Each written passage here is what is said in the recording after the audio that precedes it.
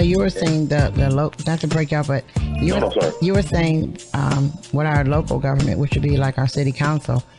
So my question is, in the cards, I'll explain what happened. The same guy, Marvin guy, who I was talked about, I emailed all of our city council people and our city manager to ask, why was this taking so long? If you're supposed to be able to have a speedy trial, and this happened in 2014. I wrote them last year, so it was 2016. I'm like, oh, so what's the holdup? Well, to me, I got like the dumbest answer in the world. And the answer was, it's an open investigation and we can't talk about it. Well, to me, the city council don't work for the police department. Neither does the city manager. So when I got that answer, I'm like, okay, all these people are dumb. To me, I'm like, because the city council can't say that. I'm thinking because the police department works for the city manager and up under the city council. So I thought the answer was, like I said, dumb. I really did. So what would be a next move when you get that kind of answer from your local government?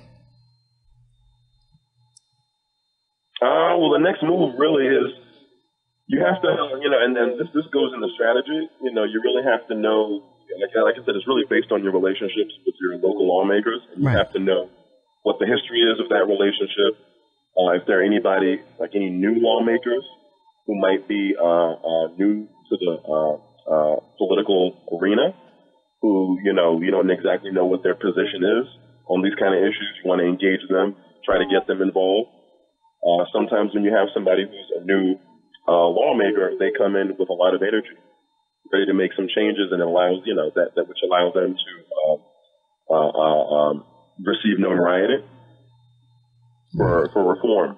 That allows, and that builds their political career. So really just comes down to those relationships. I don't like to give too much details on that because it's custom tailored, and I need to first really get more information about what's going on in the lay of the land and the laws before I can provide accurate information on that. But what I can say is that, just looking at current events and what's going on with how law enforcement, or just like community police relations, and how law enforcement has been engaging with African Americans, just looking at this week alone, right? Oh, yes. Or even we look at the past 2 weeks.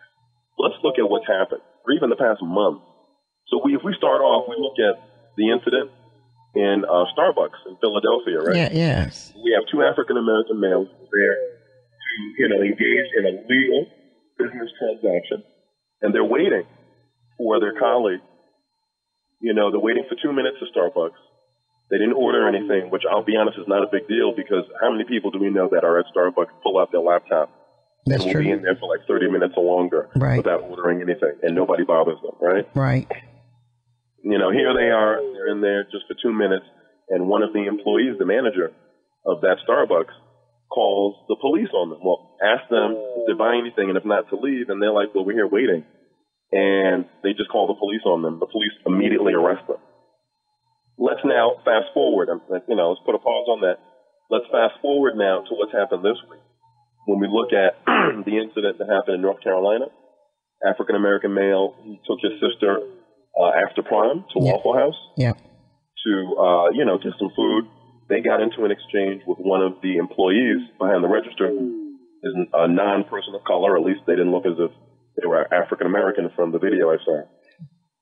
When the police get there, you fast forward, at least in the footage of an officer gripping a young African-American male, the brother of, the dude, by his neck.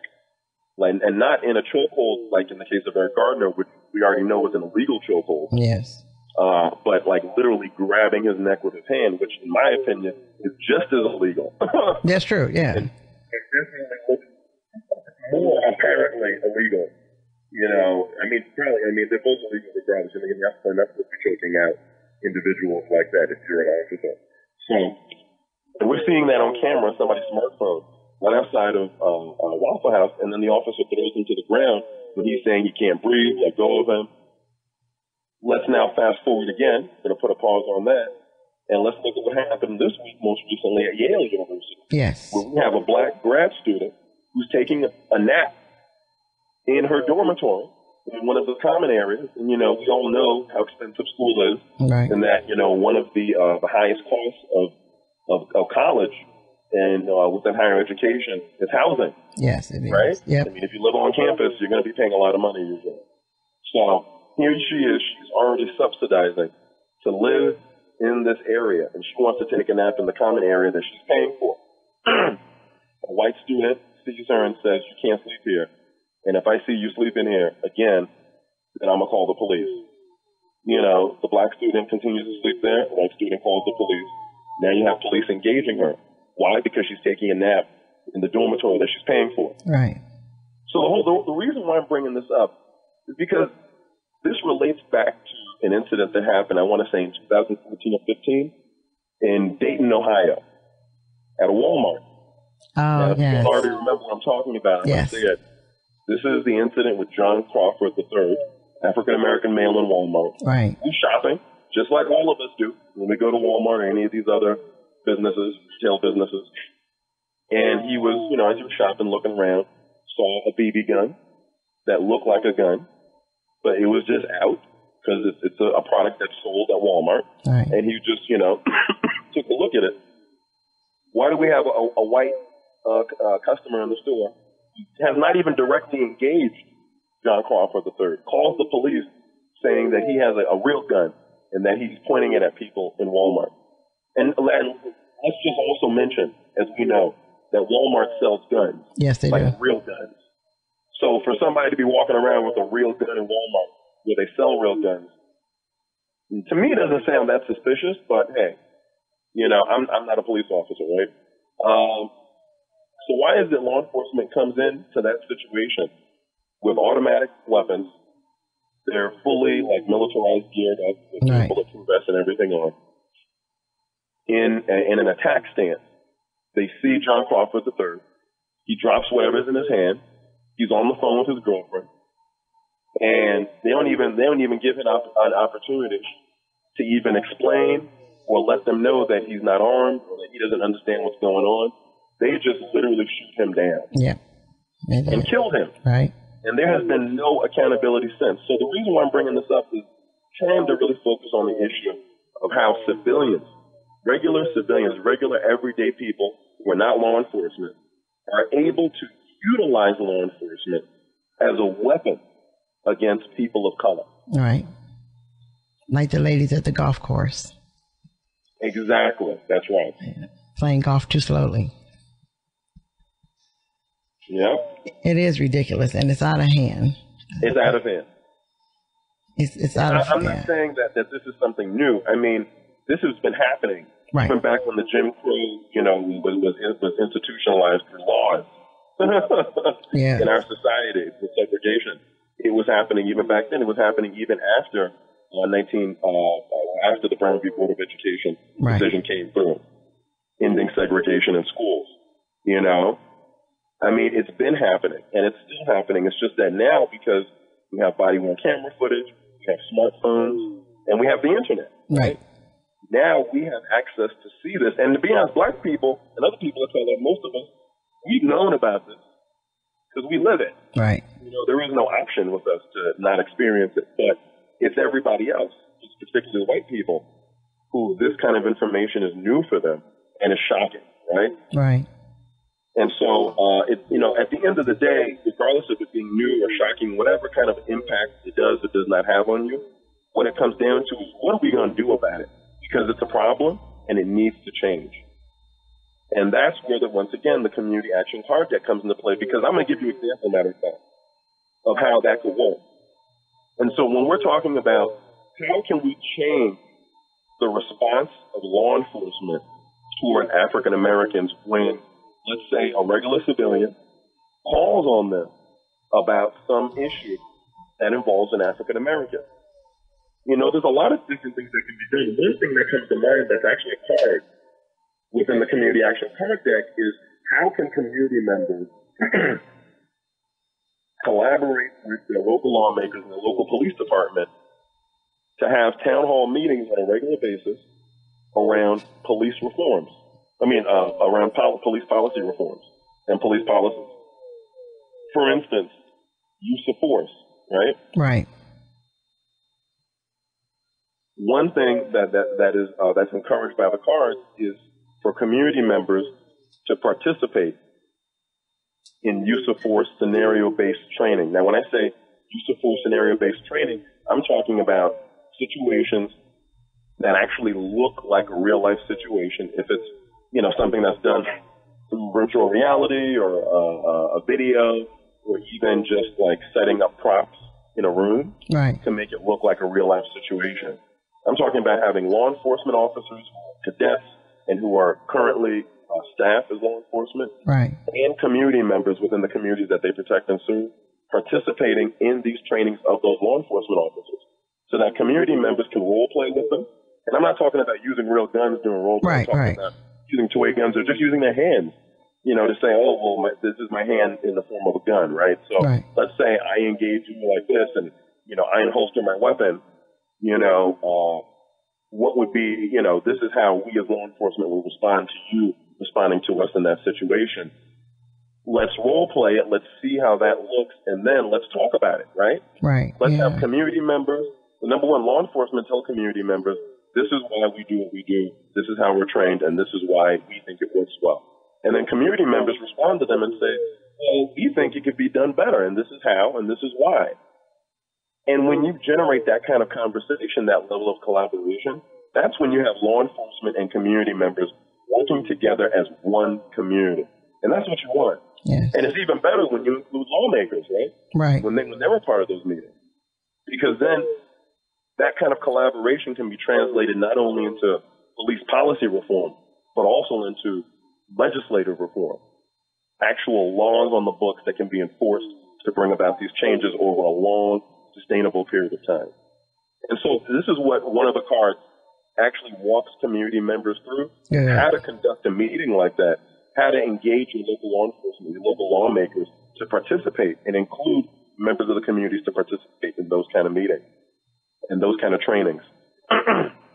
So when I'm talking about the way that law enforcement responds to these incidents, like at Starbucks, Waffle House, we're talking about the golf club, Department complex with the girls. What I'm talking about is how can community members influence how law enforcement responds in those situations?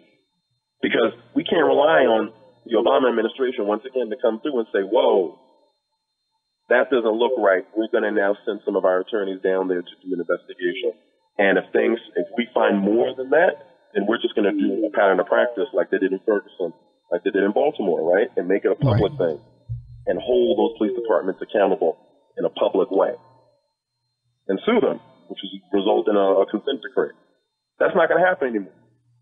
Attorney General, current one, Sessions, already said he does not believe in pattern of practice investigations.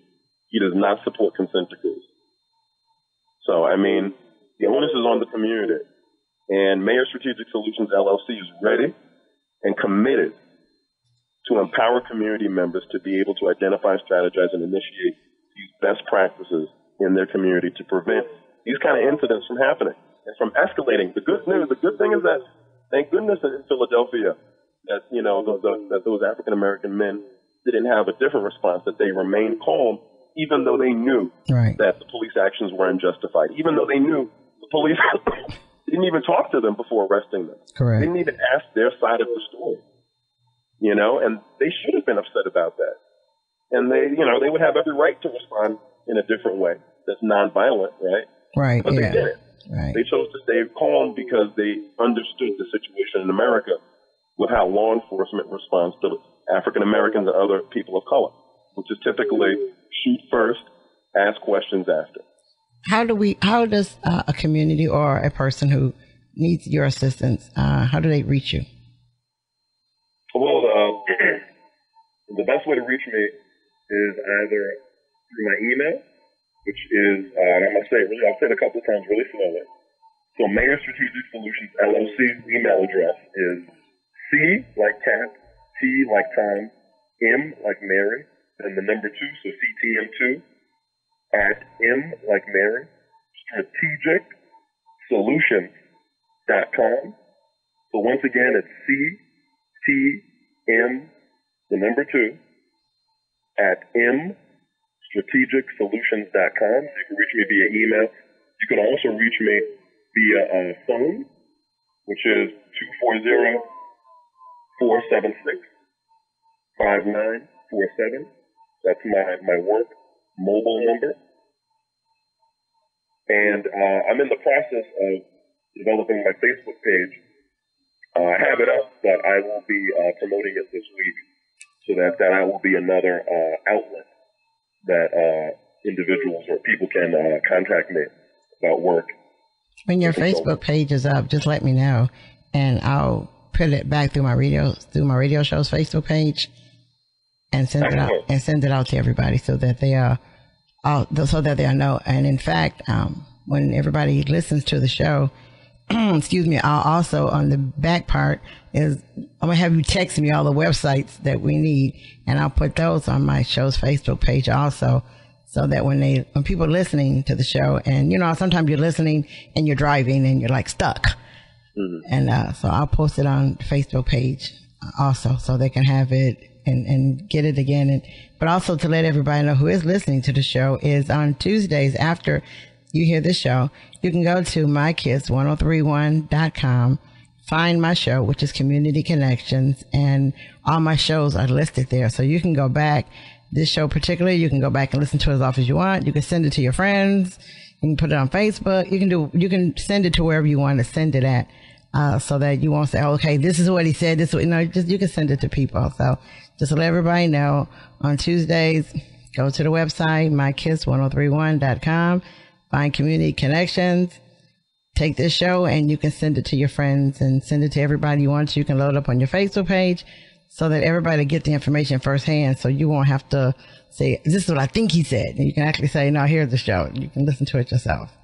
So I just want to let everybody know that, that along with taking Carlton's information he gave you, if you were driving, don't think that you lost it. I'll provide it for you. So the cards that we download, even though we have the cards, can we still enlist your company and for help? Yes, and so the service that my company provides on the cards is that there's three different things that I can do.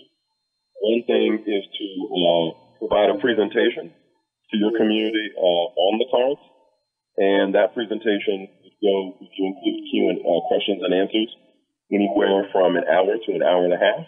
Okay. And that's literally me just presenting on the cards and on how they could be used. The other service that I provide is to train volunteers in your community to facilitate strategy sessions using the cards, so that way the community members can identify, strategize, and then initiate their goals for criminal justice reform, or in this case, policing reform in their community. And that would take up to anywhere from 3 to 4 hours, because I'd have to actually walk them through the whole strategy session and show them how to conduct it.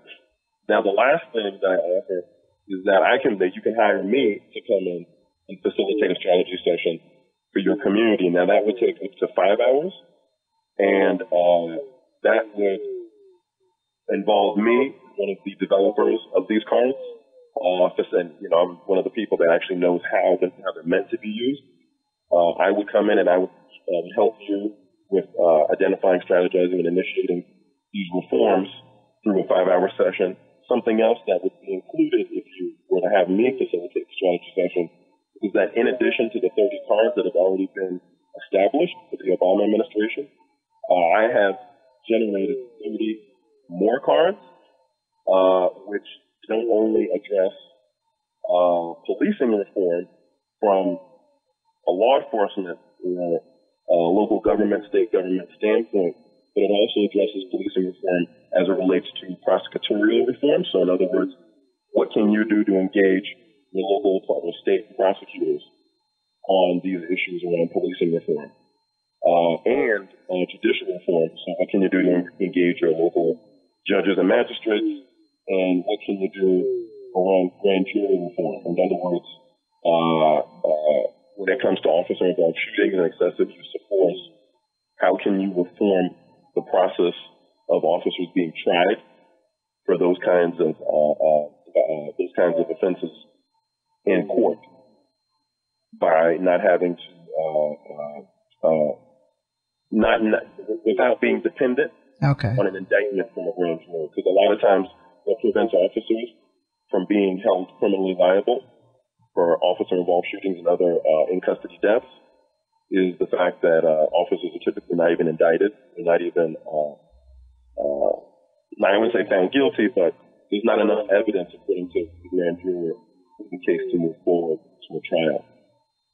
And so if we can not have to go through the grand jury process, then it would be easier for prosecutors to just try these cases in court, and then hopefully higher likelihood for these officers to be held criminally liable. Now, I'm not saying that'll happen. Right. There's other issues as well with just regular juries and bench trials with the judge that have to do with law enforcement not being held criminally liable. But it's a step in the right direction. And so it's all about trying to put together a system, not only relying on one solution, but a series of solutions that can be implemented together to bring about a systemic change, not only a change of one aspect of policing, but the whole policing culture and structure within your community. And that's what we need, because I feel that some of these things go on, and the only thing we've been doing good, I'll say positively, is we've all been using cell phones to record and to record it and put it on Facebook or whatever social media, which is good. But the other part we are failing on is engaging, the positive conversations with our law enforcement. Well, I'll just say our police chiefs and also our city managers and our local people and even our district attorney.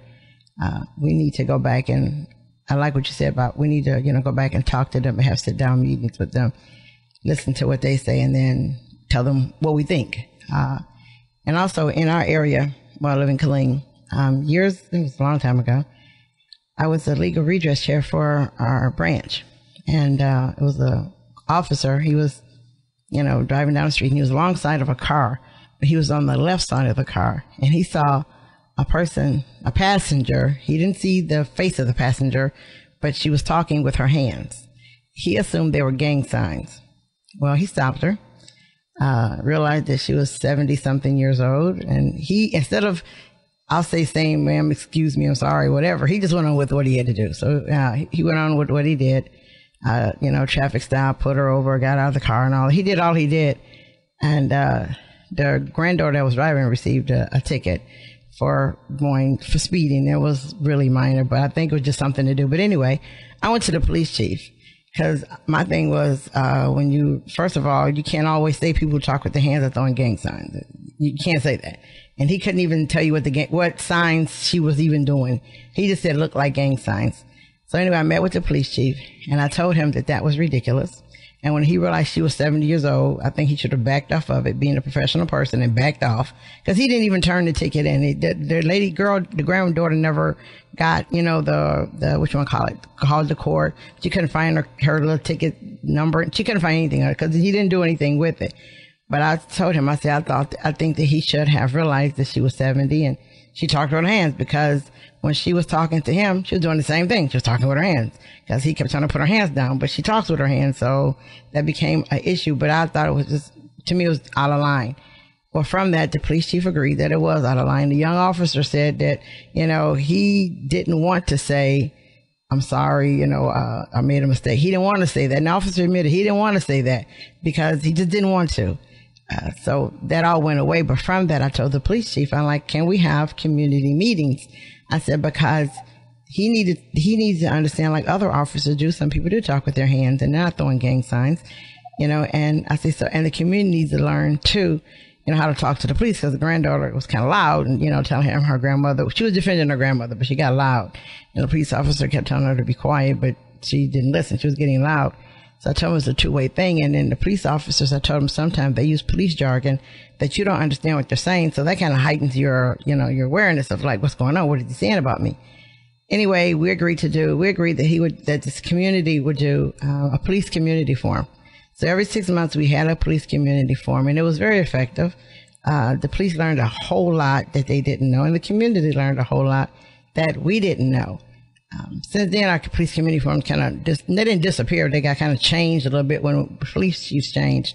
So now I am going to go back to the current police chief and let them know that we need to go back and do this. And also to add the footage where you were saying we need to see what they do in the terms of, what you want to call it, when they're restrained. I'll just say when they do restraints, when they do those, how they do it, the use of force. We need to see that. And now that you just said, I'm like, click, I need to add that to that, because we do need to know what their use of force looks like and actually what it is. You know, because the thing that happened for the young man who took his sister to the prom, that was too much use of force. I mean, that was use of force as though he was some violent person coming after the police officer with a charge.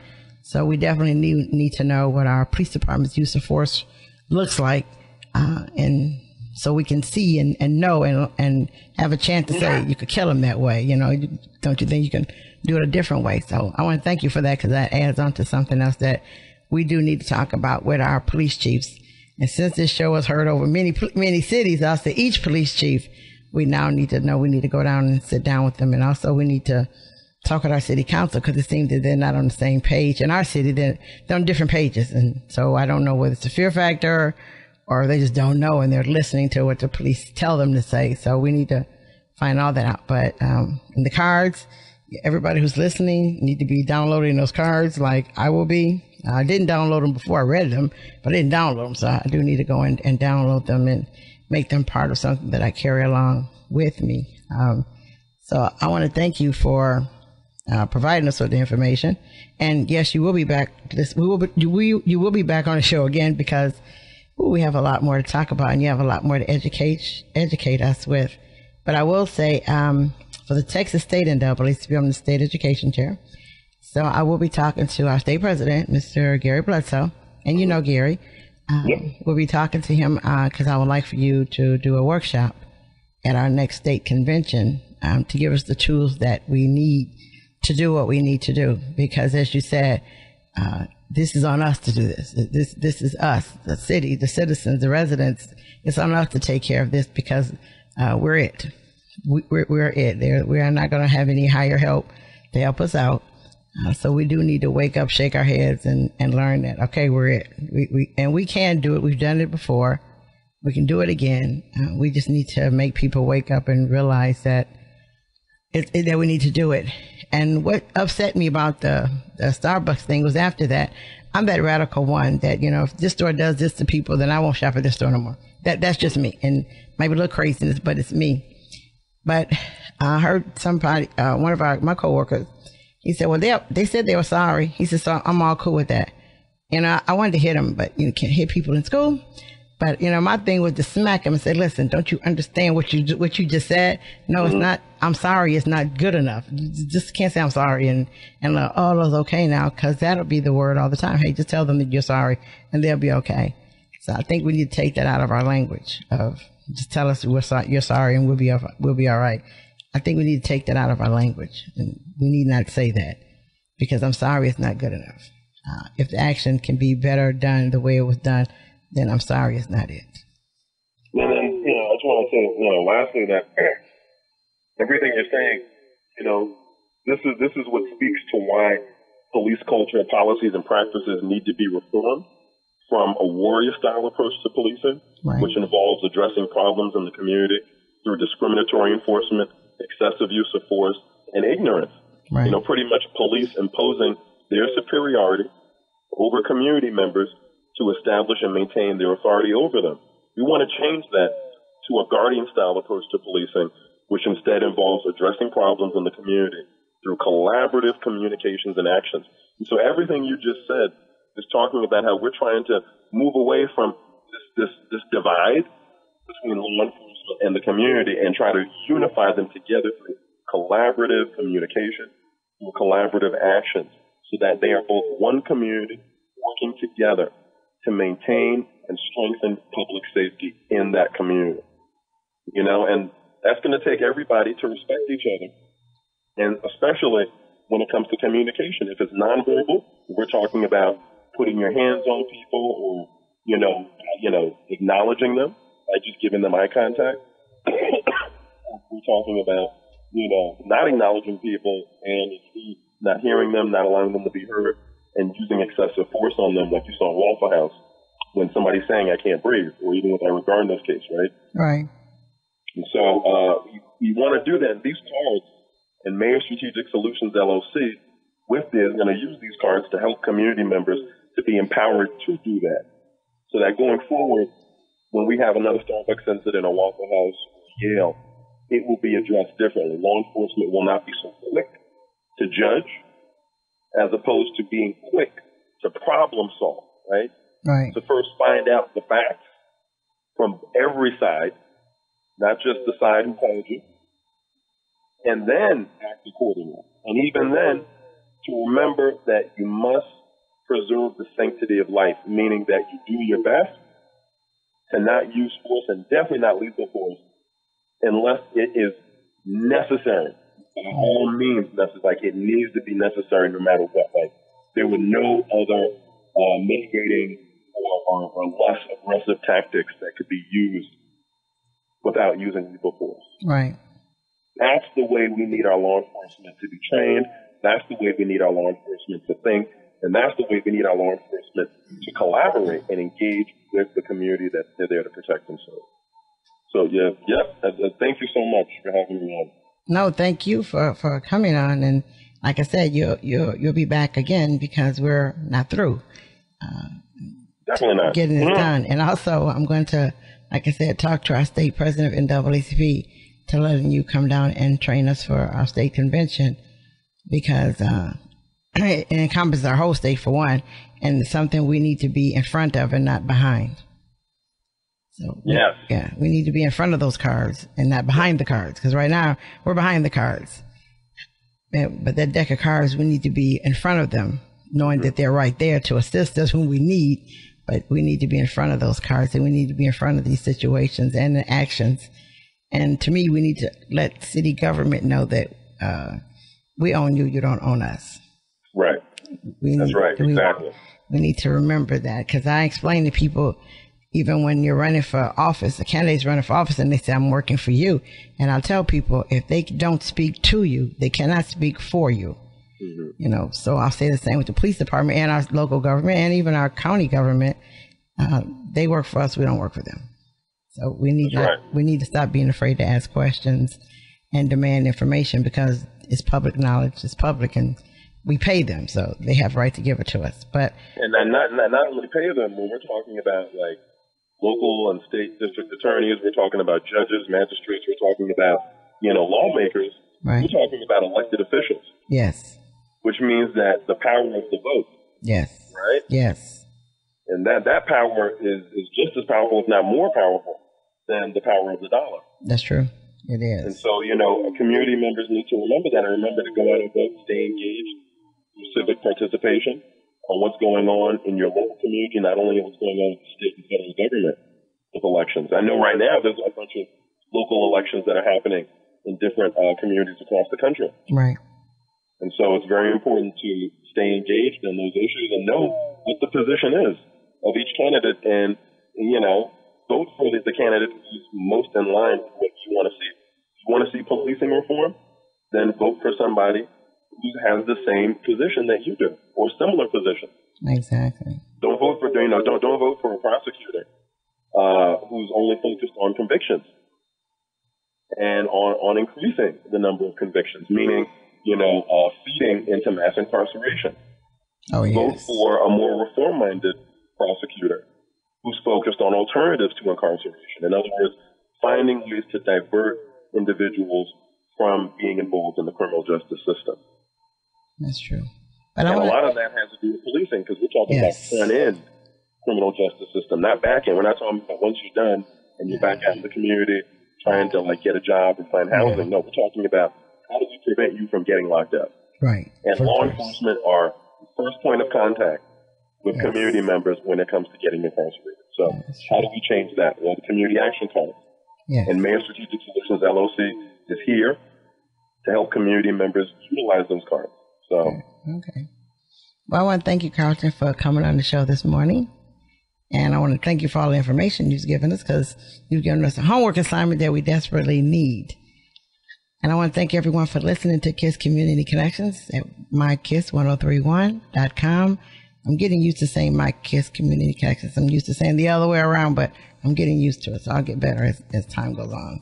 Or either they'll yell at me, one or the other, but I'll get it right. But anyway, like I said, I want to thank everyone for listening to KISS Community Connections at My KISS 1031. I want you to always remember, you cannot lead a positive life with a negative mind. Goodbye, and we'll talk to you next Sunday.